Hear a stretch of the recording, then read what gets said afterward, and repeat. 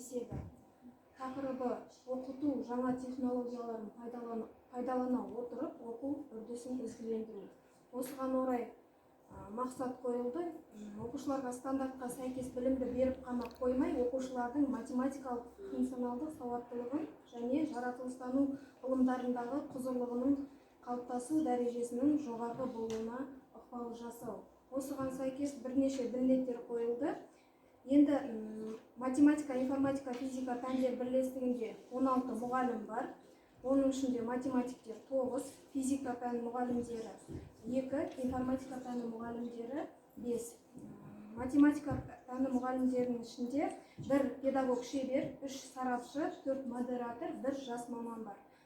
Физика пәні мұғалімдерінде 1 сарапшы және 2 санатты 1 мұғалім бар. Информатика пәні мұғалімдерінде 1 зерттеуші, 1 сарапшы, 1 модератор, 2 санаттағы 1 мұғалім, санатсыз мұғалім 1.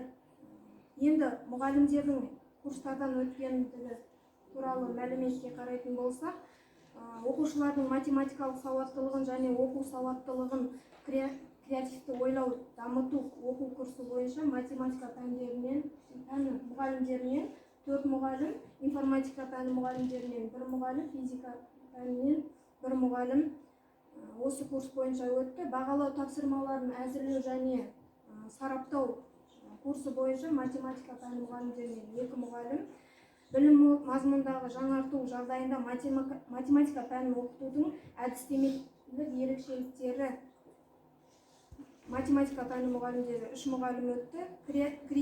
Критериалды бағалау бойынша каникулдық мектеп математика пәні мұғалімдерінен 1 мұғалім, информатика пәні мұғалімдерінен 1 мұғалім, оқу мәселелерін шешу үшін АКТ пайдалану мұғалімдерінен пайдалану бойынша курста математика пәні мұғалімдерінен 1, информатика пәні мұғалімдерінен 1 өтті.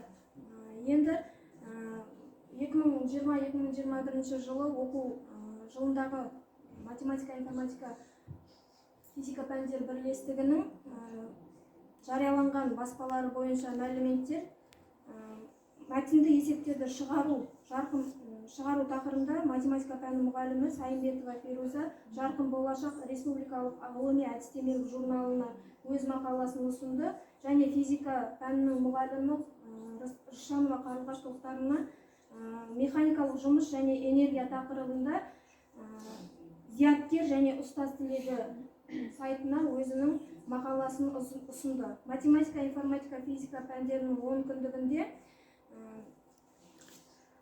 бірнеше жұмыстар атқарылды. Соның ішінде бірінші қызықты математика интеллектуалдық сайысын математика пәні мұғалімі Сайымбетова Феруза мен Таспенова Мақпал өз сайысын ұйымдастырып, сайыс нәтижесін мақтау қағаздарымен марапаттады.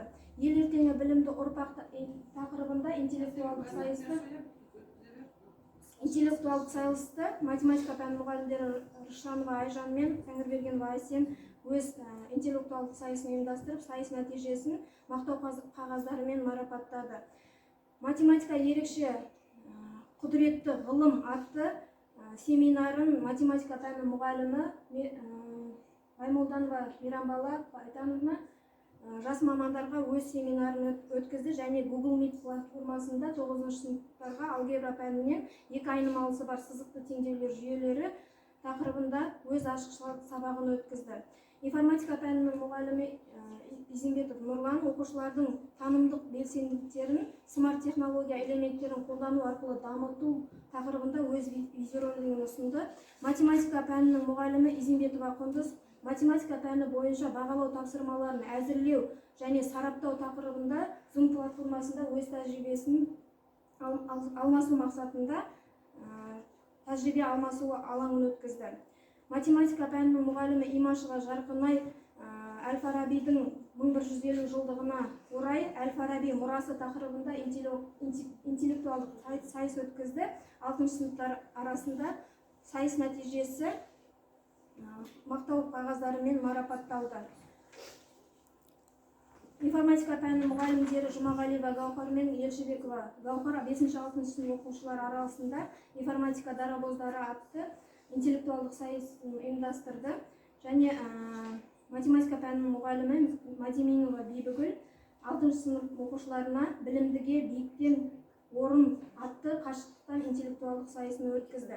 Үш тәжірибе алмасу, яғни математика, информатика, физика мұғалімдері арасында бірінші облыс көлемінде Баймолданова Мейрамбала Байтановна 10 сыныптарға функция дифференциал ұғымы тақырыбында зуммен өз тәжірибесімен бөлісті облыс мұғалімдеріне. Физика пәні мұғалімдері Рысжанова Қарлығаш пен Пірниязова Назира үш тілді білім беруде менсилық жұмыс жүргізудің ерекшелігі тақырыбында ауданымыздың физика пәні мұғалімдеріне Zoom платформасында өз тәжірибесімен бөлісті. Қысқы каникулдық мектеп аясында мектебіміздің математика пәні мұғалімі шебер педагог Баймолданова Мейрамбала Байтановна математикалық сауаттылықтағы кейбір күрделі есептерді шешудің шығару жолдары тақырыбында ауданымыздың математика пәні мұғалімдеріне вебинар өткізіп өз тәжірибесімен бөлісті. Жас мамандарға тағы да осы Мираш апай жас мамандарға өзінің семинарларын өткізді.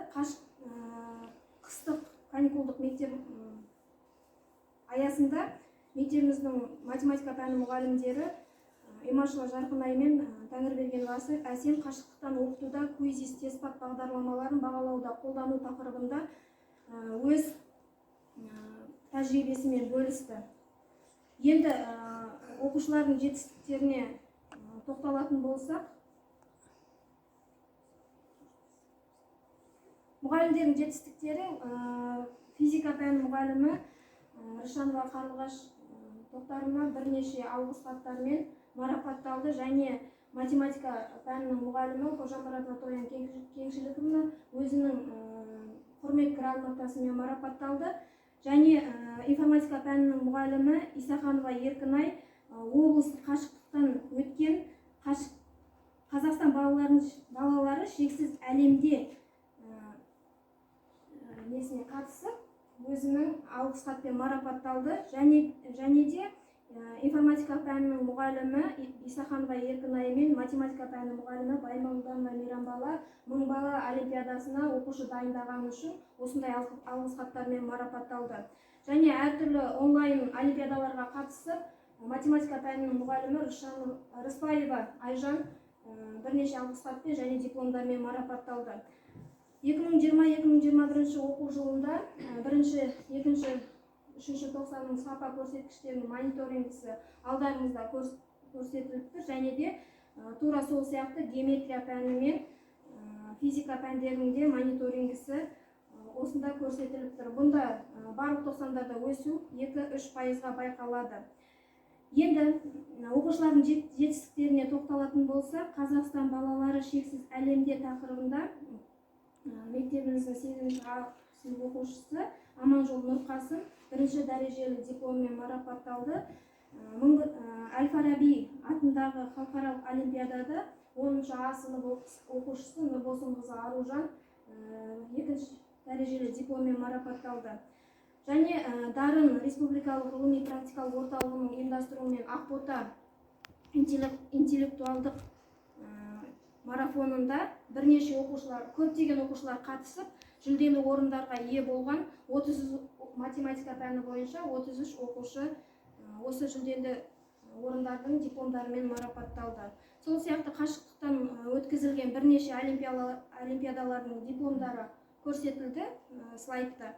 Енді былтыр 1000 бала олимпиадасына қатысқан бізде қазіргі 7-ші А сынып және 7-ші А сынып оқушысы Орнықбай Аяулы мен Аманжол Мөлдір биыл өздерінің ноутбуктарын сыйлыққа алды. Енді осы жылы бойынша 6-шы сыныптарды аралығында өткізілген бірінші кезеңнен өткен 6-шы сынып оқушылары Қазақбай Жомарт, Әбілбай Мирас, Дүйсенбай Нұрдәулет, Ибраим Лаура, Ибраим Ұлбосын, Таспаев Елнұр бірінші кезеңнен өтіп, қазіргі сәтте екінші кезеңін тапсырып кішкене